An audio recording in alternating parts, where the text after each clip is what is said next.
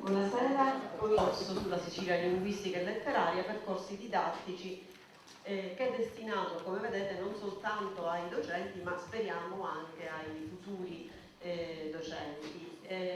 Ci è sembrato giusto far cominciare il corso con un quadro diacronico, quindi tipo storico-linguistico, e i tre relatori stasera saranno il professore Giovanni Ruffino e il professore Vito Matranga e il professore Roberto Sottile. Il professore Giovanni Ruffino è stato il nostro docente e con lui sono iniziati i primi corsi in questa facoltà inizialmente di dialettologia siciliana e poi di linguistica italiana.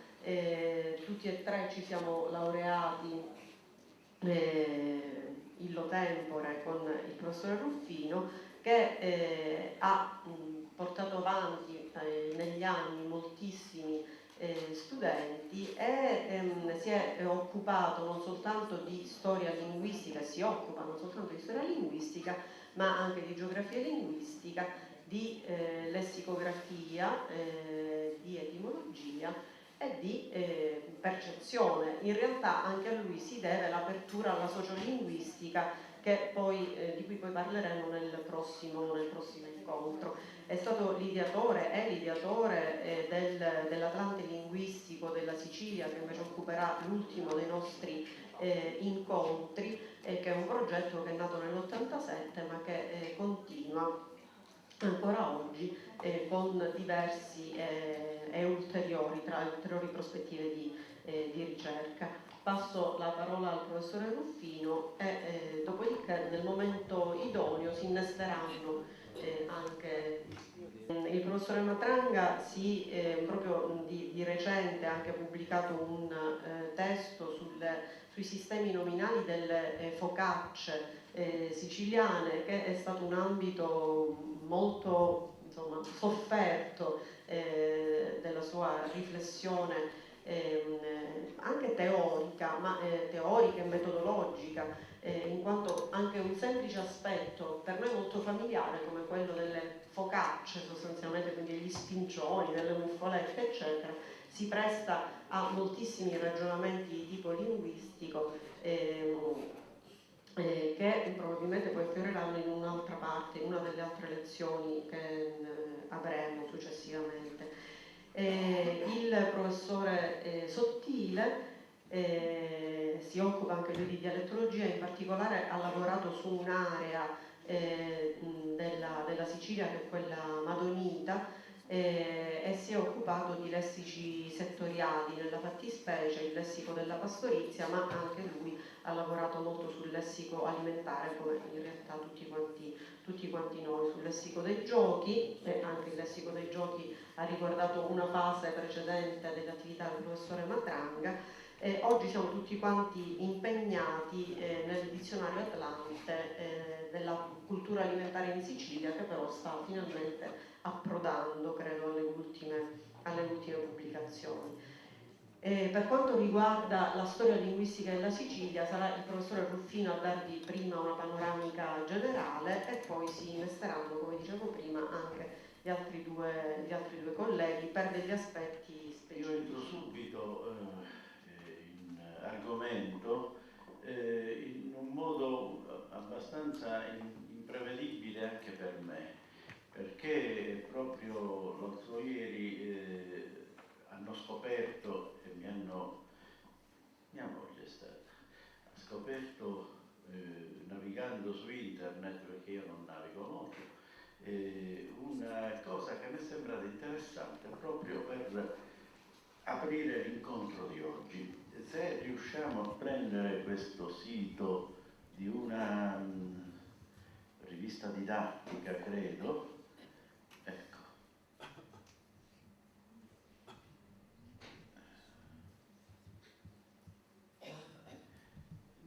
Ecco,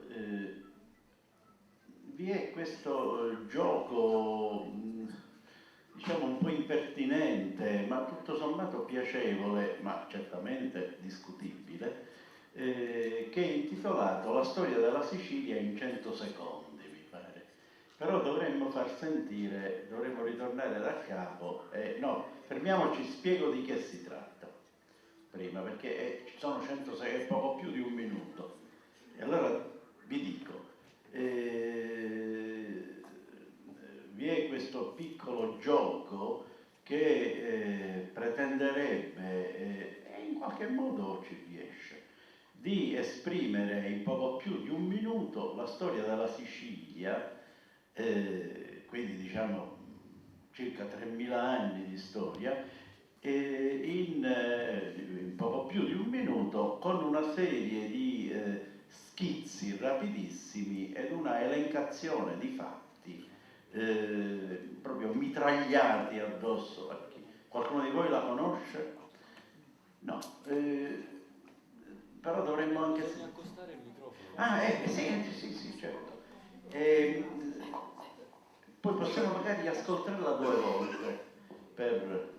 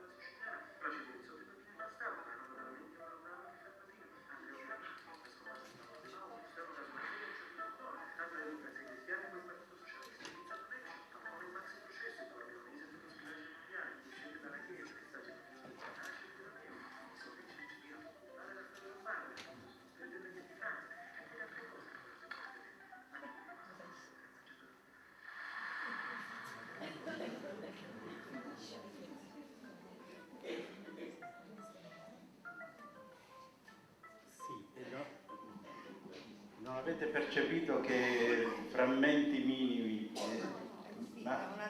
ma capite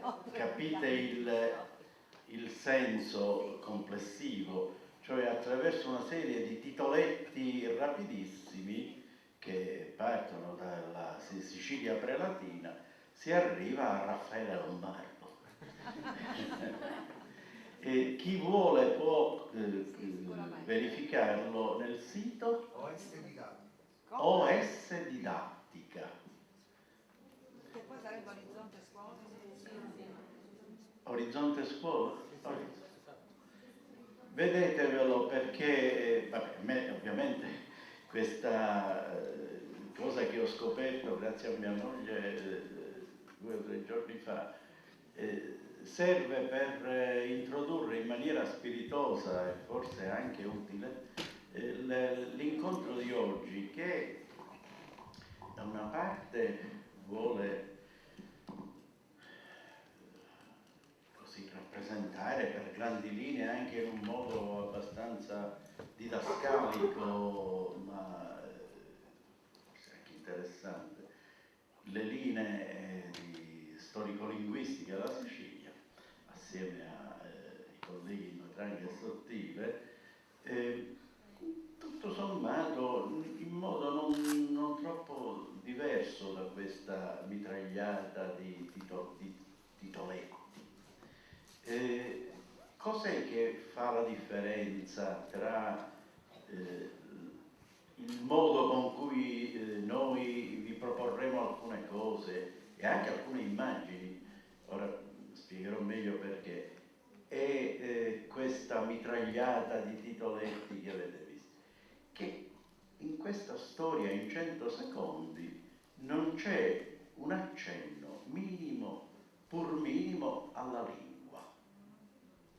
È come se la lingua non esistesse, è come se il problema linguistico fosse totalmente assente dai processi storico-sociali. E questo non è ammissibile. Per ragioni ovvie, su cui magari torniamo anche implicitamente. Questa è la prima questione. Questo vale anche naturalmente per un docente il quale insegna la storia e molto spesso dimentica che i fatti storici hanno anche sullo sfondo movimenti di lingua e di cultura. Non sono soltanto battaglie, paci o armistizi e altro, o fatti economici, o rivoluzioni e sommovimenti. Sono anche rivoluzioni linguistiche che si intrecciano con le vicende della società, della politica e in generale della cultura. Questo è il primo punto. Quindi la lingua. La lingua, da qualche parte, io dico sempre, chissà quante volte qualcuno di voi, soprattutto per chi ha seguito le nostre lezioni, diciamo sempre, ripetiamo, se tutti quanti i documenti, i monumenti della Sicilia, ma questo è un discorso che vale per qualsiasi altro luogo, dovessero andare smarriti, distrutti, stritolati da eventi demoniaci e restasse soltanto la testimonianza linguistica, noi saremmo ben in grado di ricostruire la storia di questi territori, soltanto attraverso la lingua.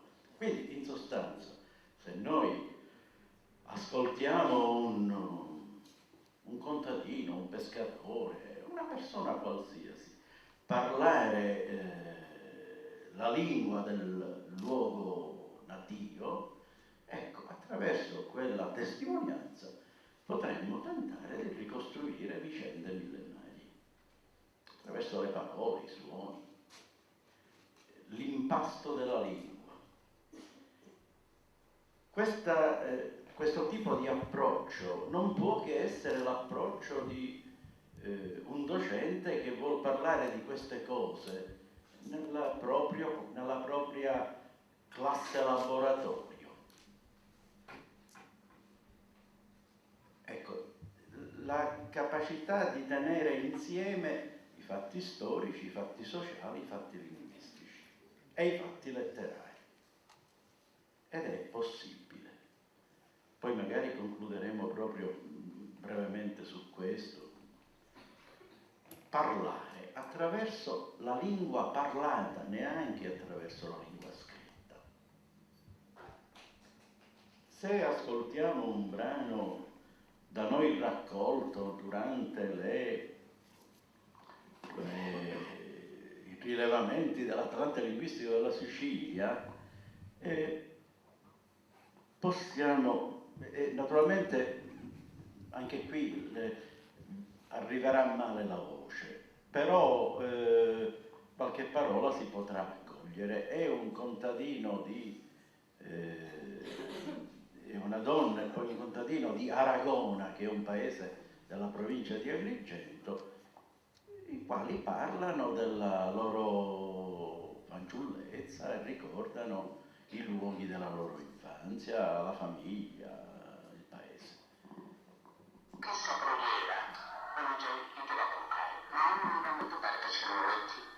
Allora, quando si usava la paglia, la mettevano sotto lì, un giorno la buongiorno, poi così salutato ci mettevano, senza cuscini, senza lenti, se volevano qualche coperchietta per noi l'avevano, o c'era l'estate,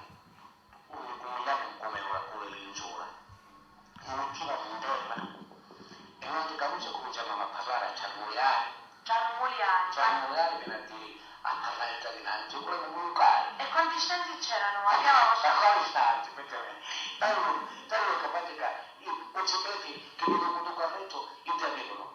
Io ti c'erano dice che avevano camera e dammoso. Dammoso chi è? Il dammoso è come ora fosse un magazzino. La camera era giusto. Io ti avevo camera giù e pure E ma dammoso chi c'era? Che ci tutte cose, c'erano dei telefoni, non sono avevo fuori, o fulano fuori, per esempio, e ho fuori vinta, a secondo la dea cadivano, ma non si careggio. Alle volte, non che c'erano loro, magari che c'era una pezza, una tenda, una cosa, mettevano giù? dormivano qui, Uscicareggio. e quindi innanzi dormivano tutti insieme, che ora sento dire che i capi, ognuno ha la sua camera, danno 8 cristiani, padri e figli, non mi pare che come ora c'è qualcosa di una sua danno una via piccola, una famiglia di 8 cristiani, tutti curati insieme. Però, signore, Piera, perciò il discorso della calma dovuta al muso, ora dice Caruso, ognuno ha la sua camera, ognuno ha il suo letto, però è meglio così, i tempi cambiano. Però una cosa la voglio dire, ora che Angelo salutiamo, lo sai, per me prima forse mi mancava, ora c'è un prosciutto, ora ci sono tante cose buone, però ti dico, Catania non avevano lo piatticello di Menesso, che lo mangiavamo un giorno noi con tavolo conto, non ce n'erano le comarie. Le comari chi sono? Chissà cosa, l'aranciata, queste cose, danno queste cose non c'erano, o se c'erano la avevano le ricche, non ha ricchezza d'acqua fresca. Ci mettevo l'imune, no, perché l'acqua con l'imune era la nostra bibita, come si dice, la nostra cosa, questa cosa la chiamavano, e ci mettevo l'imune, no, l'acqua diventava una cosa buona, va? E a nonno dice, buona che cosa è? E va a fresca lo stomachetto. Allora, a Minescente eravamo tutti insieme, la famiglia c'era, ora sento dire che la gente, che tu che travaglia, che tu che torna dopo, che tu che torna prima, manco mangiano più insieme con le famiglie. Manco si vedono, sempre si vedono la sera.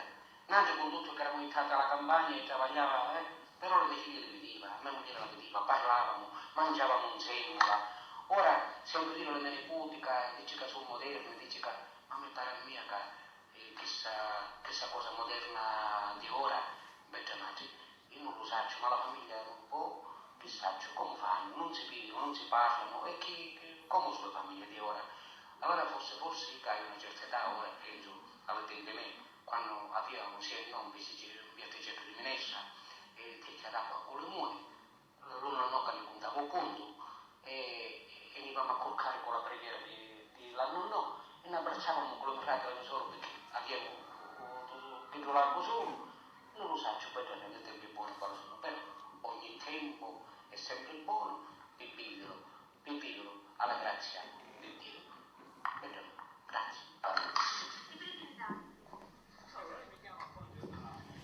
Bene, possiamo fermarci anche qui. Naturalmente avete ascoltato, questo è un testo orale di spregevolissimo dialetto, spregevolissimo, capite cosa intendo dire? Voglio sottolineare proprio l'atteggiamento ideologico di chi considera il dialetto cosa spregevole, e questo testo orale di spregevolissimo dialetto di un paese piccolo e povero dell'Agrigentino occidentale, che si chiama Aragona, tra l'altro con un nome impegnativo, ci consente, sono meno di 4 minuti, ci consente di ricostruire per grandi linee la storia linguistica della Sicilia. E a questo punto il nostro incontro potrebbe quasi concludersi, perché abbiamo già sottolineato uno o due aspetti. Il primo, che la storia linguistica è possibile ricostruirla attraverso i grandi testi, i grandi manuali di storia linguistica italiana o anche dell'Italia meridionale o anche della Sicilia, ma è ben possibile ricostruirla attraverso l'analisi di un testo parlato da un contadino analfabeta di un piccolo paese povero dell'Agrigentino, come in questo caso. E dunque io francamente, se dovessi nella mia classe di seconda media o di primo liceo o di quinta elementare tentare una operazione del genere, partirei proprio da testi di questo tipo, del nonno del piccolo allievo o del vicino di casa della piccola bambina o fanciulla della mia classe. E io ho qui la trascrizione, ma non la faccio troppo lunga perché poi ci sono altre cose da dire e da vedere, ma per esempio, ecco, intanto c'è uno strato latino, anzi direi uno strato greco e poi latino. In questo testo, per esempio, c'è la parola catu, che è di fatto un grecismo, poi diventato latino, latinizzato, ma diciamo la parola è greca, poi trasfiguratasi, trasformatasi sia nel latino e sia anche nell'arabo, ma questo è un capitolo a parte che vedremo più avanti. E quindi voi, come noi sempre diciamo e molti di voi sanno ovviamente, concepiamo la storia linguistica come successione di strati linguistici. E poi abbiamo i latinismi. Qualcuno ha sostenuto che in Sicilia l'elemento latino si fosse perduto durante la dominazione araba. Non è così, perché già in questo piccolo brano noi abbiamo pretti latinismi, cioè parole o forme linguistiche che perdurano dalla latinità ai nostri giorni, senza alcuna interruzione, soltanto trasformandosi minimamente. Già sin dall'inizio, itivi accurcari. In questo itivi c'è molto più latino che nell'italiano andate.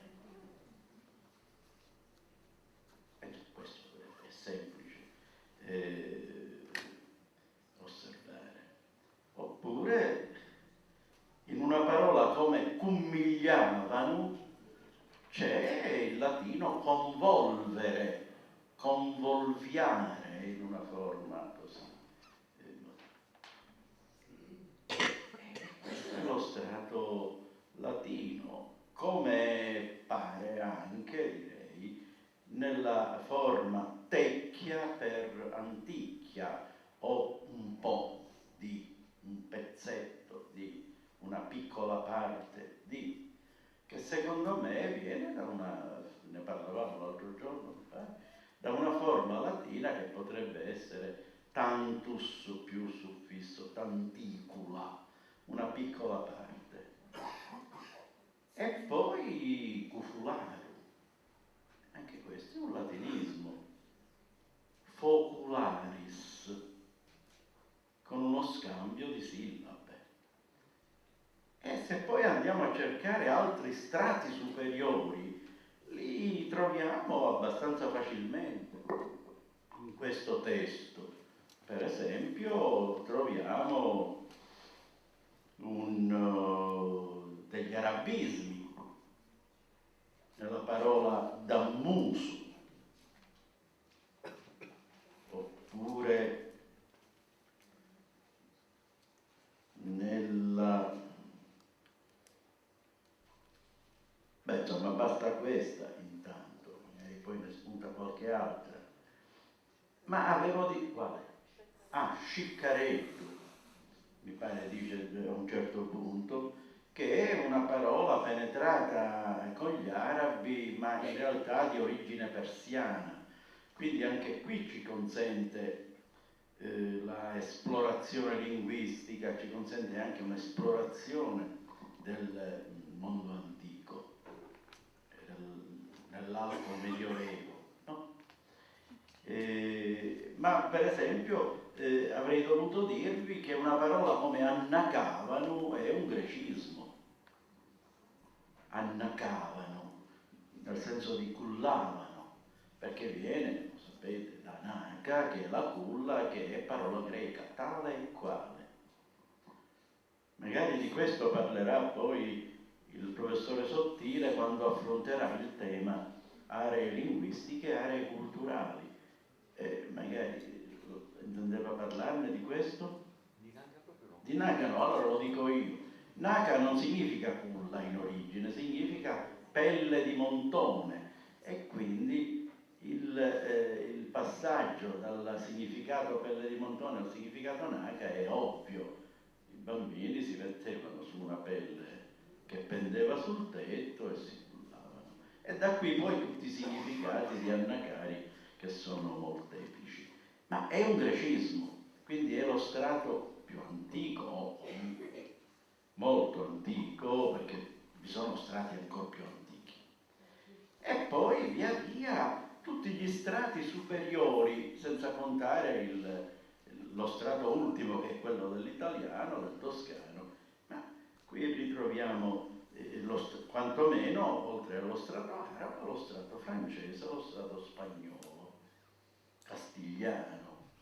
Per esempio scopetta è uno spagnolismo, ma anche l'antico francese lo ritroviamo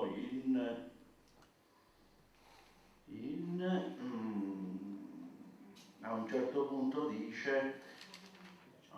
punto dice accominciavamo a parlare, a ciarmuliare. Ciarmuliare viene a dire a parlare tra dinanzi, volevamo giocare.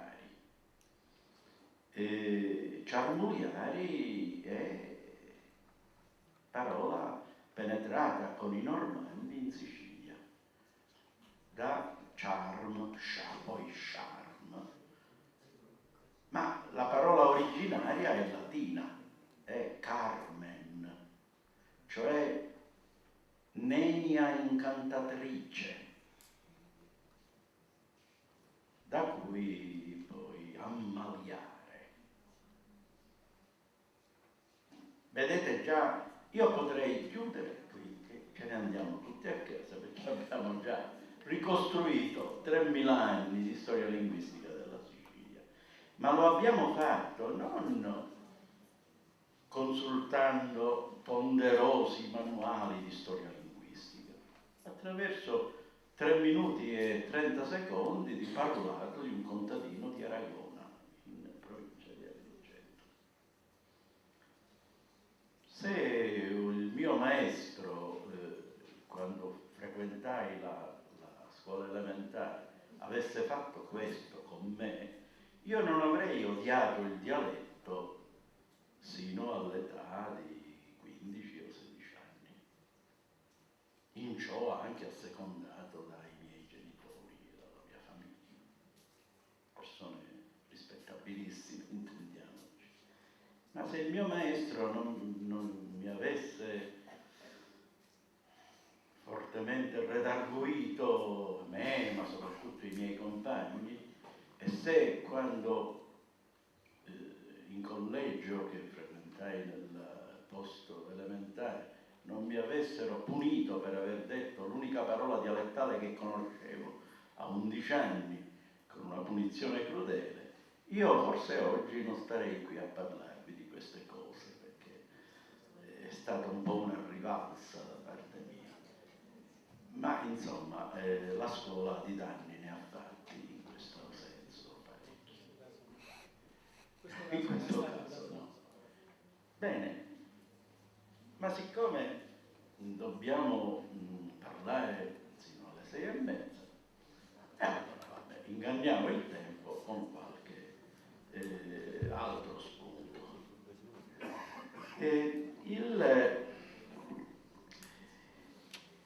Allora, qui ci sono una serie di diapositive.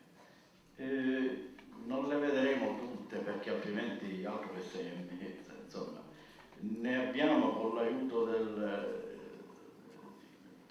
Stomacaluso, eccetera, le abbiamo ficcate dentro al computer un po' alla rinfusa, però un qualche ordine lo devono avere o comunque ce lo troveremo mentre io parlo. Su alcune sorvolerò.